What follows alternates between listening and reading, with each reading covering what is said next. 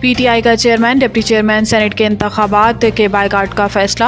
P T I نے chairman senate اور deputy chairman senate کا انتخاب اسلام آباد ہائی کورٹ میں چیلنج کر دیا۔ پی ٹی آئی کے 5 سینیٹرز کی جانب سے دائر درخواست میں موقف اختیار کیا گیا ہے کہ آئین کے مطابق سینٹ اراکین کی کل تعداد 96 ہے، جس میں تمام صوبوں کی یکساں نمائندگی ہے۔ سینٹ میں خیبر پختونخوا سے 23 اراکین کی تعداد پوری نہیں۔ الیکشن کمیشن نے خیبر پختونخوا میں سینٹ انتخابات ملتوی کیے ہیں۔ چیئرمین اور ڈپٹی چیئرمین سینٹ کا انتخاب ایوان کے اراکین کی تعداد پوری کرنے تک ملتوی کر دیا جائے۔ تحریک انصاف نے چیئرمین سینٹ کے انتخاب کے خلاف سیکرٹری سینٹ کو بھی درخواست جمع کرا دی ہے۔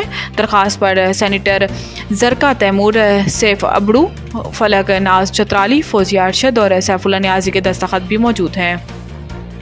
عمران بشریٰ بی بی ملاقات نہ کرانے پر توہین عدالت کی درخواست دائر کرنے کی ہدایت۔ سابق وزیر اعظم اور بانی chairman P T I Imran Khan کی ان کی اہلیہ بشریٰ بی بی سے ملاقات نہ کروانے کے عدالتی حکم پر عمل درآمد کیس کی سماعت ہوئی، جس میں جسٹس میاں گل حسن اورنگزیب نے استفسار کیا کہ عدالت کے حکم پر عمل کیوں نہیں ہوا۔ عدالت نے ایڈوکیٹ جنرل آفس کو متعلقہ حکام سے رابطہ کر کے آج ہی آگاہ کرنے کی ہدایت کی اور ایڈوکیٹ جنرل اسلام آباد کو عدالت طلب کر لیا۔ سماعت کے آغاز پر جسٹس میاں گل حسن اورنگزیب نے استفسار کیا کہ ہم نے ہدایت کی ساتھ درخواست نمٹا دی تھی، جس پر دستخط گزار کے وکیل عثمان گل نے جواب دیا کہ ہم نے اسی عدالت کے حکم پر عمل درآمد کیا، درخواست دی ہے۔ جسٹس میاں گل حسن اورنگزیب نے ریمارکس دیے کہ آپ توہین عدالت کی درخواست فائل کریں، ہم کارروائی کریں گے۔ کیسے عدالتی احکامات کو نظر انداز کیا جا سکتا ہے؟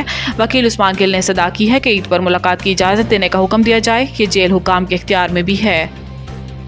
آئی ایم ایف کا کرپٹو پاور پلانٹس کے گیس ٹیرف RLNG کے برابر کرنے کا مطالبہ۔ آئی ایم ایف نے حکومت سے کرپٹو پاور پلانٹس کے لیے گیس ٹیرف میں 1 جولائی 2024-25 سے RLNG کی قیمت کے برابر اضافے کا مطالبہ کیا ہے، تاہم وزارت توانائی کے سینئر حکام نے بتایا ہے کہ ملک کی صنعت جو کرپٹو پاور پلانٹس چلا رہی ہے کا یقیناً اس پر سخت رد عمل ہوگا، لیکن حکومت کے پاس کرپٹو پاور پلانٹس کے لیے گیس کی قیمت RLNG کی قیمتوں کے برابر بڑھانے کے سوا کوئی چارہ نہیں بچا، جیسا کہ CPPs کی کارکردگی 30 سے 35% ہے اور زیادہ تر CPPs سوئی سدرن نیٹ ورک میں نصب ہیں جن کے گیس ٹیرف میں اضافہ کیا جائے۔ حکام وزارت توانائی کا کہنا تھا کہ حکومتی عہدے داروں نے CPPs کو قومی بجلی کے گرڈز پر منتقل کرنے کے لیے IMF سے دسمبر 2024 تک کا وقت مانگا تھا، جس کہ ان میں سے بہت سے نیشنل گرڈ سے منسلک نہیں ہیں، لیکن IMF اس بات پر زور دے رہا ہے کہ 1 جولائی 2024 سے لاگو ہونے والی RLNG کی قیمت تک ان کے ٹیرف میں اضافے کے ساتھ یہ کام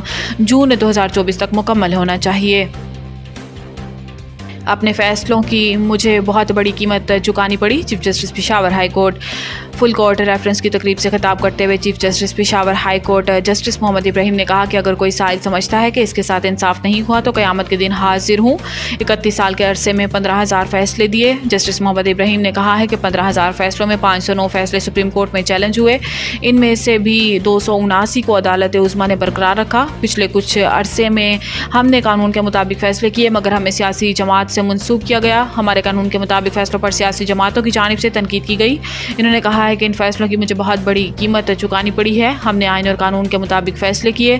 ہائی کورٹ پر 10ویں نمبر کا جج تھا جب مجھے آرمی پبلک اسکول کمیشن کی انکوائری سونپی گئی۔ کمیشن کی انکوائری میں ہم نے APS فیملیز اور دیگر گواہان کے ساتھ آرمی آفیسرز کے بیانات بھی ریکارڈ کیے۔ Chief justice Peshawar high court نے کہا کہ سینئر جسٹس اشتیاق ابراہیم پشاور ہائی کورٹ کے نامزد چیف جسٹس ہیں، ان کے لیے نیک خواہشات کا اظہار کرتا ہوں۔ پشاور ہائی کورٹ آئین اور قانون کے مطابق فیصلے کرتی رہے گی۔